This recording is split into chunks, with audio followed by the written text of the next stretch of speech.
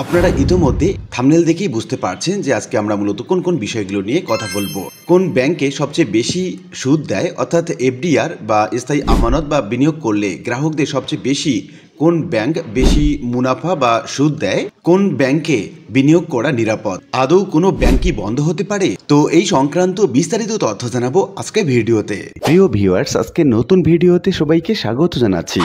আপনি যদি আমার চ্যানেলে নতুন হয়ে থাকেন তাহলে এরকম গুরুত্বপূর্ণ ভিডিওর আপডেট পেতে চ্যানেলটি সাবস্ক্রাইব করে রাখুন। ভালো লাগলে লাইক কমেন্ট করুন আর সম্পূর্ণ ধারণা পেতে পুরো ভিডিওটি না টেনে দেখুন। তাহলে শুরু করা যাক। বাংলাদেশের বিভিন্ন ব্যাংক তাদের আমানতকারীদের জন্য বিভিন্ন মেয়াদে এবং বিভিন্ন হারে সুদ প্রদান করে থাকে। সুদ বা মুনাফার হার ব্যাংক ভেদে এবং আমানতের মেয়াদ ভেদে পরিবর্তিত হয়। সর্বশেষ তথ্য অনুযায়ী কিছু ব্যাংক তাদের স্থায়ী আমানত বা এফডিআর উচ্চ সুদ প্রদান করছে। আমরা সেসব জেনে নিচ্ছি। আমরা প্রথমেই যদি যাই বেসরকারি ব্যাংকগুলোর ক্ষেত্রে, এনবিআর ব্যাংক 3 থেকে 6 মাসের মধ্যে সুদের হার 5 থেকে 10.50%, 6 মাস থেকে 1 বছরের মধ্যে যদি হয় তাহলে 6.50% থেকে 10.75%, এবং 3 বছরের বেশি সময়ের জন্য যদি হয় তাহলে 12% থেকে 13.46% পর্যন্ত সুদ প্রদান করে থাকে।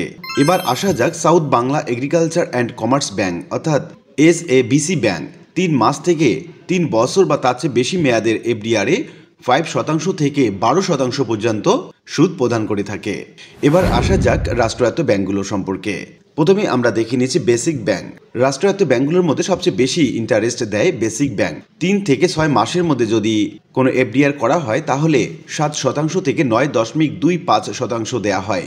6 মাস থেকে 1 বছরের মধ্যে যদি এফডিআর করা হয় তাহলে 7.25% থেকে 10%। 1 বছর থেকে 3 বছরের মধ্যে যদি এফডিআর করা হয় তাহলে 7.50% থেকে 9.50%, এবং 3 বছরের বেশি সময়ের জন্য 10.67% পর্যন্ত সুদ প্রদান করে থাকে। এবার আমরা যদি যাই সরিয়ভিত্তিক ব্যাংকগুলো সম্পর্কে। সরিয়ভিত্তিক ব্যাংকগুলোর মধ্যে সবচেয়ে বেশি ইন্টারেস্ট দেয় ইসলামী ব্যাংক বাংলাদেশ লিমিটেড। বিভিন্ন মেয়াদি সঞ্চয়ের উপর 10.5% থেকে 11% পর্যন্ত মুনাফা প্রদান করে থাকে। এবার আসা যাক বিদেশি ব্যাংকগুলো সম্পর্কে। বিদেশি ব্যাংকের মধ্যে বেশি ইন্টারেস্ট দিয়ে থাকে ন্যাশনাল ব্যাংক অফ পাকিস্তান। 3 বছর বা তার চেয়ে বেশি মেয়াদের এফডিআরে 6% থেকে 9% পর্যন্ত সুদ প্রদান করে থাকে। তবে সুদের হার সময়ের সাথে সাথে পরিবর্তিত হতে পারে এবং ব্যাংক ভেদে বিভিন্ন শর্ত প্রযোজ্য হতে পারে। তাই সঞ্চয় বা বিনিয়োগের সিদ্ধান্ত নেওয়ার আগে সংশ্লিষ্ট ব্যাংকের সাথে সরাসরি যোগাযোগ করে আপনারা তথ্য জেনে নিতে পারেন। এছাড়া ব্যাংকের আর্থিক স্থিতিশীলতা, সেবার মান এবং অন্যান্য শর্তাবলী বিবেচনা করে সিদ্ধান্ত নেওয়া গুরুত্বপূর্ণ।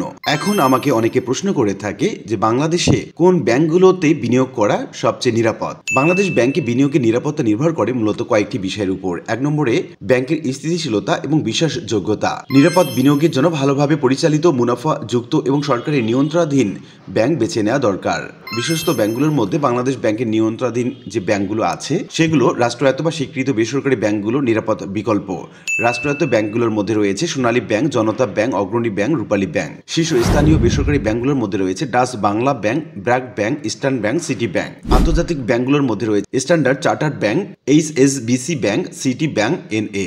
2 নম্বরে বলা হচ্ছে ডিপোজিট ইন্স্যুরেন্স সুবিধা আছে কিনা এটার উপর ডিপেন্ড করে আপনার আমানত কতটুকু নিরাপদ থাকবে। Bangladesh bank deposit protocol scheme পরিচালনা করে যেখানে প্রতি হিসাবধারীর 1 লক্ষ টাকা পর্যন্ত আমানত সুরক্ষিত থাকে। তাই বড় অঙ্কের বিনিয়োগ করার সময় বিভিন্ন ব্যাংকে ভাগ করে রাখা ভালো। আপনার আমানত নিরাপদ থাকবে কিনা সেটা ডিপেন্ড করে সুদের হার বনাম ঝুঁকির উপর। যদি কোনো ব্যাংক বাজারে গড় হারের চেয়ে অনেক বেশি সুদ দেয় তাহলে সেটি আর্থিক চাপে থাকতে পারে।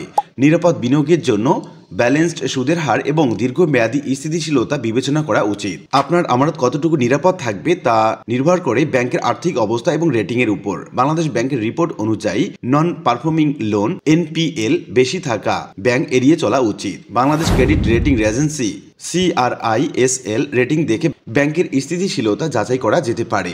আপনার আমানত কতটুকু নিরাপদ থাকবে সেটা ডিপেন্ড করে 5 নম্বরে ইসলামিক বা কনভেনশনাল ব্যাংক হিসাবে। যারা সুদমুক্ত ব্যাংকিং পছন্দ করেন তারা ইসলামী ব্যাংকে বেছে নিতে পারেন। ইসলামী ব্যাংকগুলোর মধ্যে Islami Bank Bangladesh Limited, Exim Bank, আল ফারহাহ ইসলামী ব্যাংক জনপ্রিয়। বাংলাদেশের ব্যাংক খাতের জন্য সবচেয়ে জনপ্রিয় এবং জনবহুল একটি প্রশ্ন হচ্ছে, কোনো ব্যাংক কি বাংলাদেশে বন্ধ হয়ে যেতে পারে? বর্তমানে কোনো ব্যাংক বন্ধ হওয়ার সুনির্দিষ্ট ঘোষণা নেই, তবে কিছু ব্যাংক আর্থিক চ্যালেঞ্জের মুখোমুখি হয়েছে। বাংলাদেশ ব্যাংকের governor doctor Ahsan H Mansur জানিয়েছেন, কেন্দ্রীয় ব্যাংক চায় না কোনো ব্যাংক বন্ধ হোক, তবে কিছু ব্যাংক আর্থিকভাবে দুর্বল অবস্থায় রয়েছে এবং তাদের পুনরুদ্ধারে কেন্দ্রীয় ব্যাংক কারিগরি, আইনগত এবং তারল্য সহায়তা প্রদান করেছে। এই সম্পর্কে অর্থ উপদেষ্টার মন্তব্য হলো, অর্থ উপদেষ্টা ডক্টর সালেহ উদ্দিন আহমেদ বলেছেন, কোনো ব্যাংক বন্ধ হবে না, কিছু ব্যাংক পুনরুদ্ধারের পথে রয়েছে, যদিও অন্যরা চ্যালেঞ্জের মুখোমুখি হয়ে আছে। বাংলাদেশ ব্যাংক অনিয়ম এবং দুর্নীতির কারণে দুর্বল হয়ে পড়া ব্যাংকগুলোর পরিচালনা পর্ষদ পরিবর্তন করেছে এবং তাদের বিশেষ তারল্য সহায়তা প্রদান করেছে, আর এই কারণে দুর্বল ব্যাংকগুলো ঘুরে দাঁড়াচ্ছে। বাংলাদেশ ব্যাংক আমানতকারীদের সুরক্ষায় প্রতিশ্রুতিবদ্ধ। কোনো ব্যাংক দেউলিয়া হলে আমানত বীমা তহবিল থেকে প্রথমে নির্দিষ্ট পরিমাণ অর্থ প্রদান করা হবে এবং বাকি অর্থ ব্যাংকের সম্পদ বিক্রি করে পরিশোধ করা হবে। এবং আমরা সর্বশেষ বলতে পারি, বর্তমানে কোনো ব্যাংক বন্ধ হওয়ার সুনির্দিষ্ট তথ্য নেই। বাংলাদেশ ব্যাংক এবং সরকার ব্যাংকগুলোর স্থিতিশীলতা বজায় রাখতে প্রয়োজনীয় পদক্ষেপ নিচ্ছে, তবে আমানতকারীদের উচিত ব্যাংকের আর্থিক অবস্থা সম্পর্কে সচেতন থাকা এবং প্রয়োজনে বাংলাদেশ ব্যাংকের নির্দেশনা অনুসরণ করা। আশা করি বিষয়টি বুঝতে পেরেছেন। আর আজকের ভিডিওটি এ পর্যন্তই। আশা করি ভিডিওটি আপনাদের ভালো লেগেছে। ভিডিওটি ভালো লাগলে লাইক কমেন্ট করতে ভুলবেন না। দেখা হবে অন্য কোনো ভিডিওতে। সে পর্যন্ত সবাই ভালো থাকবেন। ধন্যবাদ।